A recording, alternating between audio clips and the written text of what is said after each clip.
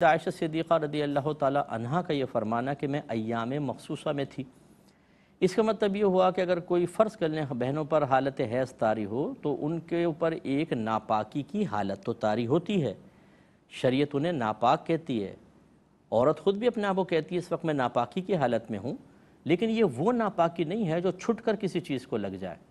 کیونکہ ناپاکی دو طرح کی ہوتی ہے، ایک وہ جس کو آپ دیکھ سکیں، جسے آپ چھو سکیں، جس کی کوئی اسمیل وغیرہ ہو، جس سے پیشاب ہے۔ ایک ناپاکی ایسی ہے نہ اسے دیکھ سکتے ہیں، نہ اس کی کوئی اسمیل ہے، نہ آپ اس کو چھو سکتے ہیں، بس شریعت کہتی ہے ناپاکی ہے مان لو، ہم کہتے ہیں جی مان لیا، جیسے بے وضو پن، حالت جنابت، حالت حیض و نفاس، اس میں کیا کوئی علامت ہوتی ہے بے وضو کے ہاتھ پہ یوں کریں تو کالا ہو جائے اور باوضو کے کریں تو وائٹ ہو جائے؟ ایسا تو نہیں ہے۔ اس کا مطلب یہ ہوا کہ یہ نجاستیں ایسی ہیں کہ جو نظر نہیں آتی، لیکن شریعت نے اس پہ ناپاکی کا حکم ارشاد فرمایا ہے۔ جو نظر آتی ہیں انہیں نجاست حقیقیہ کہتے ہیں، اور جو اس طرح کی ہوتی ہیں انہیں نجاست حکمیہ کہا جاتا ہے۔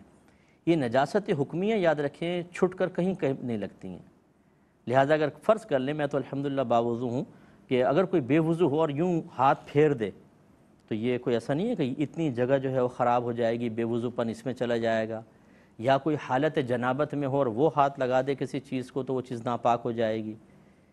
اور اسی طرح ہماری خواتین جو ہیں، بہنیں ہیں، یہ کچن میں روٹی بنا رہی ہیں، کھانا بنا رہی ہیں، کپڑے دھو رہی ہیں، صفائی کر رہی ہیں، اس سے ان کی ناپاکی چھٹ کے کوئی لگتی ہے؟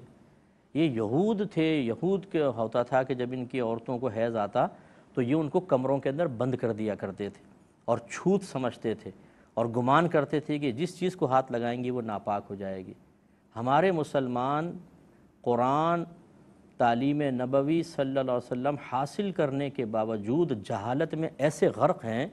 کہ مجھے تو ایسے ایسے مسائل پتہ چلتے ہیں کہ میں سر پکڑ کے بیٹھ جاتا ہوں کہ یار یہ ابھی بھی ہمارے ہاں اتنی جہالت ہے، اتنی جہالت ہے۔ یعنی عورتوں کو اسی طرح چھوت بنایا ہوا ہے بعض جگہ کہ نہیں کسی چیز کو ہاتھ نہ لگاؤ، یہ خراب ہو جائے گا، یہ ہو جائے گی، وہ ہو جائے گی، تو یہ بالکل غلط چیز ہوتی ہے۔ اور بلکہ یہاں تک کرتے ہیں کہ اگر جس بستر پہ وہ سوئی ہے بعد میں اس چادر تک کو، چاہے اس پہ کوئی گندگی لگی یا نہیں لگی، اس چادر کو بھی دھو، کیونکہ اس پر ایک حائض عورت لیٹی تھی۔ بھائی خدا کا خوف کرو، یہ مطلب اب یہ دیکھیں، یہ ہے دلیل۔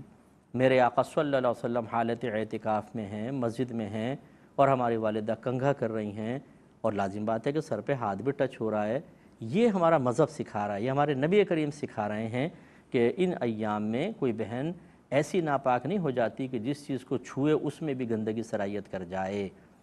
اسی لیے اگر جنبی شخص فرض کر لیں کوئی حالت جنابت میں ہے، یا کوئی بہن حالت حیض میں ہے، اور فرض کر لیں کہ جس کپڑے پہنے ہوئے ہیں اور پسینہ آیا اور وہ پسینے سے کپڑے تر ہوئے، اب اگر وہ کپڑے اتاریں یہ کپڑے پاک ہی رہیں گے، جب تک کہ ان پہ کوئی ناپاکی نہ ہو تو یہ پاک رہیں گے۔ حالت حیض میں کوئی عورت ہو یا حالت جنابت میں کوئی مرد ہو، ان کا بدن پاک ہوتا ہے، یعنی چھو لیں تو ایسا نہیں ہے کہ کوئی جگہ گندی ہو جائے، اس اعتبار سے کہہ رہا ہوں، اور ان کے اوپر جو جسم پہ کپڑے ہیں وہ بھی پاک رہتے ہیں، حتیٰ کہ ان کا پسینہ بھی پاک ہوتا ہے، جیسے ایک عام غسل کیے ہوئے شخص کا پسینہ پاک ہوتا ہے۔ صرف ایک ناپاکی کی حالت ان پہ طاری ہوتی ہے جسے اس لیے ختم کرنا ضروری ہوتا ہے تاکہ آپ نماز کے قابل ہو جائیں، بس نماز کے قابل ہو جائیں۔ اور عورتوں کے اندر خاص طور پہ حالت حیض میں چونکہ اپنے مطلب شوہر سے جسمانی تعلق قائم کرنا منع کر دیا گیا، اس لیے اس تعلق کے لیے بھی وہ حالت ختم ہونی چاہیے، جبکہ جنابت میں تو یہ بھی نہیں ہے، اگر کوئی حالت جنابت میں ہے تو جسمانی تعلق قائم کر سکتا ہے۔ تو اس لیے دین کو سیکھنے کی ضرورت